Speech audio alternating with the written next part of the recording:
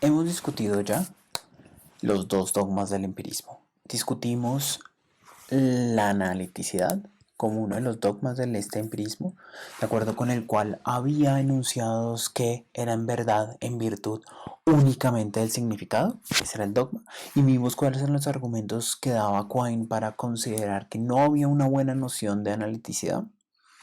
Esto lo contrastamos con uno de los argumentos de Gillian Russell presentados eh, en, en, en su libro de 2008, en el cual ella defiende que sí hay una noción respetable de analiticidad, de acuerdo con el cual tenemos la idea más sencilla.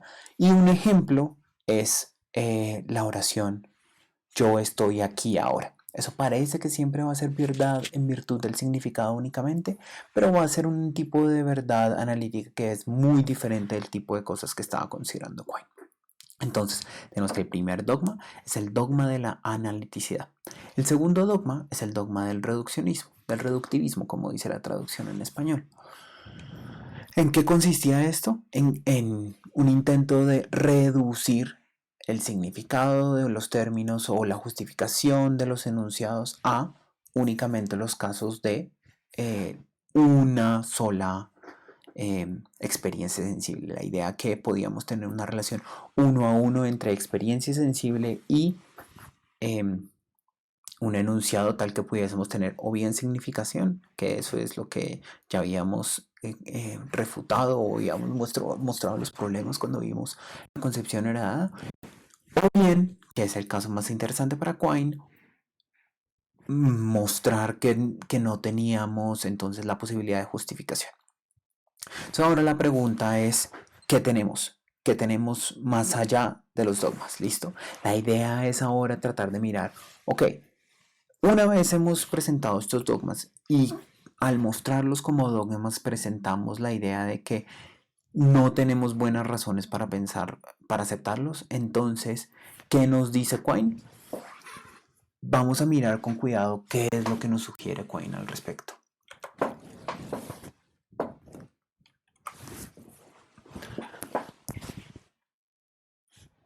La totalidad de lo que llamamos nuestro conocimiento o creencias, desde las más casuales cuestiones de la geografía y la historia, hasta las más profundas leyes de la física atómica o incluso de la matemática o de las lógicas puras, es una fábrica construida por el hombre y que no está en contacto con la experiencia más que a lo largo de sus lados. Fíjense, fíjense que de acuerdo con lo que está diciendo Quine, tenemos una concepción de la ciencia diferente. Estamos tratando de mirar cómo es que este ataque a los diferentes dogmas no solo es un ataque a las formas particulares de entender una teoría, sino que nos está dando una nueva forma de entender la ciencia. ¿Listo? Entonces, lo que llamamos la totalidad del conocimiento, nuestras creencias, la totalidad, lo que podemos llamar ciencia, sea lo que sea, desde las cuestiones más casuales de geografía e historia hasta las más profundas leyes de física atómica o incluso de la matemática o de la lógica pura. Todo, ciencia sea la que sea, geografía, historia, física, matemática o lógica, es una fábrica construida por el hombre.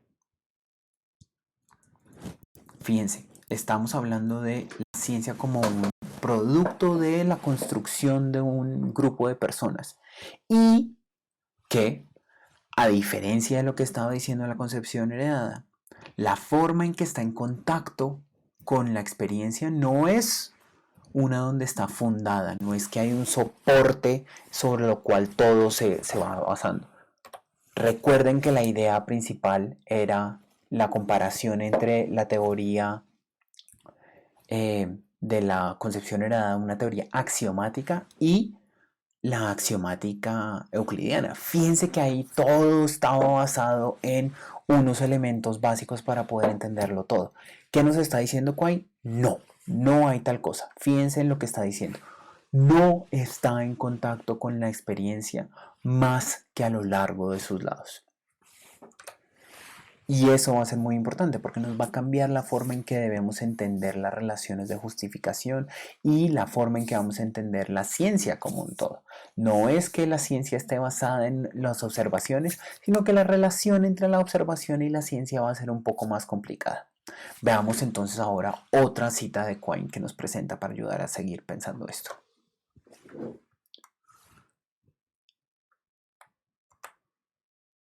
Todo enunciado puede concebirse como verdadero en cualquier caso siempre que hagamos reajustes suficientemente drásticos en otras zonas del sistema. Incluso un enunciado situado muy cerca de la periferia puede sostenerse contra una experiencia recalcitrante, apelando a la posibilidad de estar sufriendo alucinaciones o reajustando enunciados de las llamadas leyes lógicas. Fíjense, fíjense lo que nos está diciendo Quine. De acuerdo con, si ya no adoptamos esta idea de que todo está fundamentado en la observación, sino que la relación es más bien de otra manera, tenemos que entender que va a haber diferentes cuestiones. Una de las cosas más importantes va a ser que cualquier enunciado ya no vamos a tener simplemente como que se verifica o no, sino que va a haber otras consideraciones. Y el ejemplo que pone Quine aquí es importante. Fíjense, él dice, incluso un enunciado situado muy cerca de la periferia, es decir, un enunciado que está bastante en contacto con la experiencia. Recuerden que la idea es que tenemos un núcleo de cosas que están aislados relativamente a la experiencia, como los enunciados lógicos o la matemática. ¿Listo? Aquí tenemos ese núcleo. Tenemos nuestro núcleo. Y a lo largo de esto tenemos una totalidad más grande y esa totalidad va a estar más o menos dependiente de la experiencia, donde los bordes de esta totalidad son lo que está en contacto directo con la experiencia. Pero, y aquí viene la aclaración de Quine, incluso eso que está situado muy cerca de la periferia puede sostenerse contra una experiencia recalcitrante. ¿Listo? Nosotros podemos tener un ejemplo concreto de eso. Pensemos en un ejemplo. Entonces, nosotros tenemos una teoría y esta teoría tiene una teoría científica tiene una de sus consecuencias empíricas, podría llegar a ser que no hay tal cosa como el pasto es verde. ¿Listo? Y uno va y mira el pasto y el pasto se ve verde.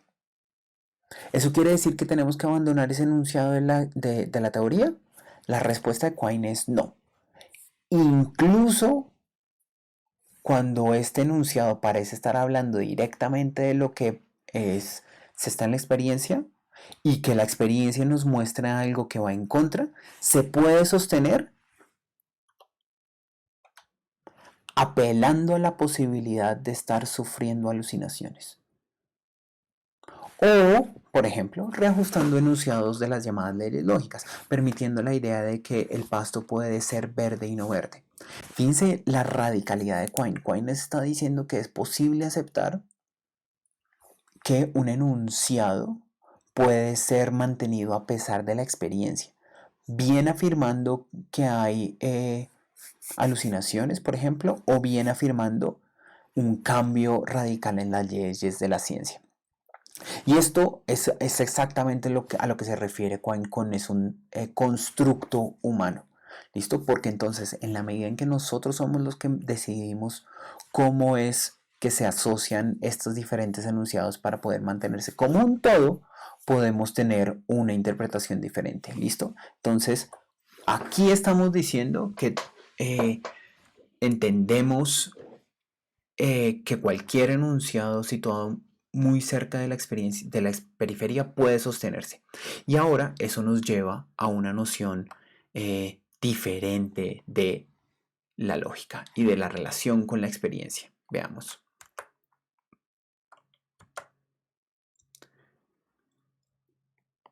Introducimos con razón conceptualmente los objetos físicos en esta situación porque son intermediarios convenientes, no por definición en términos de experiencia, sino irreductiblemente puestos con un estatuto epistemológico comparable al de los dioses de Homero. Yo creo en los objetos físicos y no creo en los dioses de Homero. y considero un error científico orientar la creencia de otro modo. Pero en cuanto a fundamento epistemológico, los objetos físicos y los dioses homéricos difieren solo en grado, no en esencia. El mito de los objetos físicos es epistemológicamente superior a muchos otros mitos porque ha probado ser más eficaz que ellos como procedimiento para elaborar una estructura manejable en el flujo de la experiencia. De nuevo, vamos a mirar esta cita con cuidado porque esta cita nos está mostrando las consecuencias de lo que está pensando Quine. Una vez rechazamos los dogmas y rechazamos los dogmas, eso significa que adoptamos esta doctrina quineana de acuerdo con la cual las relaciones van a ser menos como un edificio que está fundamentado en una base que está directamente basada en la experiencia y más bien como una red que está en diferentes puntos conectados con la experiencia, pero que ninguno de ellos es particularmente fundamental. Entonces tenemos una conclusión importante y es que vamos a tener esta forma de ver la concepción de la realidad que está detrás de esto. Quine tiene otro artículo que es importante, que está como a la base de lo que dice ya luego en su libro Palabra y Objeto, que es sobre lo que hay, sobre lo que es, on what there is, y en ese desarrolla un poquito más estas ideas también de lo que estamos hablando sobre lo que es. Pero entonces volvamos a la cita. Los objetos físicos, dice Quine, tienen el mismo estatuto epistemológico que los dioses homéricos. Fíjense lo que está diciendo. Fíjense que la explicación científica en términos de relaciones de carga de electricidad entre nubes y el suelo tiene el mismo estatuto epistemológico que una explicación en términos de Zeus y los rayos. Zeus bravo por alguna otra razón y lanzando los rayos de esa manera. Quine nos dice, yo creo en los objetos físicos y no creo en los dioses de Homero y considero un error científico orientarlo, pero no porque tenemos evidencia empírica de los objetos físicos y no de los dioses homéricos, sino por una razón. La razón es la eficacia de ellos. ¿Listo? Fíjense en la cita con mayor detalle. Los mitos, el mito de los objetos físicos es epistemológicamente superior a muchos otros mitos porque ha probado ser más eficaz que ellos como procedimiento para elaborar una estructura manejable en el flujo de la experiencia. Nos permite entender de mejor manera la experiencia, pensar en objetos físicos que se comportan de acuerdo a las leyes de la física, que en otras organizaciones de la experiencia, como pensar que existen los dioses homéricos que están bravos y que castigan a los seres humanos por no hacerles ofrendas particulares. En términos científicos, dice Quine, los dos en un sentido son iguales. Ambos son constructos de los seres humanos, pero hay unos que son más eficaces. ¿Listo? Y ahí es donde vamos a entender entonces una diferencia y vamos a ver qué es la ciencia. Para Quine vamos a ver una concepción particular de qué es la ciencia. La ciencia es una prolongación del sentido común que consiste en hinchar la ontología para simplificar la teoría. Ya hemos dicho en varias ocasiones que a Quine le gustan los eslogans bonitos y que suenan bastante fuerte. Este es uno de ellos. La ciencia es una prolongación del sentido común. El sentido común acepta muchas cosas, listo, bien, y tiene ciertas formas de entenderlo. Pero dice Quine, la forma en que vamos a ampliar la ontología, que vamos a hinchar la ontología, dice Quine, es para simplificar la teoría. Tenemos fines pragmáticos en esto. ¿Listo? Pragmáticos en la medida en que vamos a poder simplificar, vamos a poder ser más eficaces, vamos a poder explicar más con los postulados que hacemos. Cuando hinchamos la ontología tiene que tener una consecuencia en términos de la capacidad explicativa de nuestra teoría nueva, de esta teoría hinchada, que es la ciencia. De nuevo, vamos a Quine.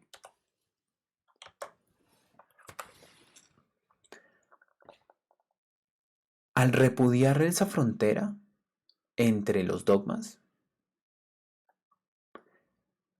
expongo un pragmatismo más completo.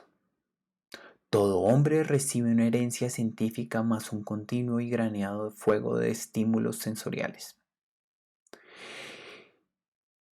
Y las consideraciones que le mueven a moldear su herencia científica para que recoja sus continuos estímulos son, si racionales, pragmáticas. Si son racionales esas motivaciones para moldear la herencia científica, para moldear la forma en que entendemos los objetos, el sentido común, esta teoría que ya hemos, que tenemos, si es que vamos a moldear la herencia científica, si vamos a cambiar nuestra teoría para recoger los continuos estímulos, la razón para hacerlo va a ser, si es racional, dice Quine, pragmática. Va a tener que ver con la forma en que somos más eficaces, somos más simples a la hora de explicar. Estas consideraciones llevan a Quine a una forma de pragmatismo respecto a la ciencia, a una forma de entenderlo que en nuestros términos van a ser más cercano al instrumentalismo o al menos no a un interrealismo tan claro. ¿Listo? A un realismo tan claro. Las consideraciones de Quine parecen mostrarnos a la ciencia como algo que nos sirve como un instrumento de interpretación, no necesariamente como una descripción verdadera del mundo. Y recuerden que veíamos ese contraste entre explicaciones realistas y explicaciones antirrealistas. ¿Listo? Ahí aquí queda una pregunta. ¿Sigue siendo esto una forma de empirismo?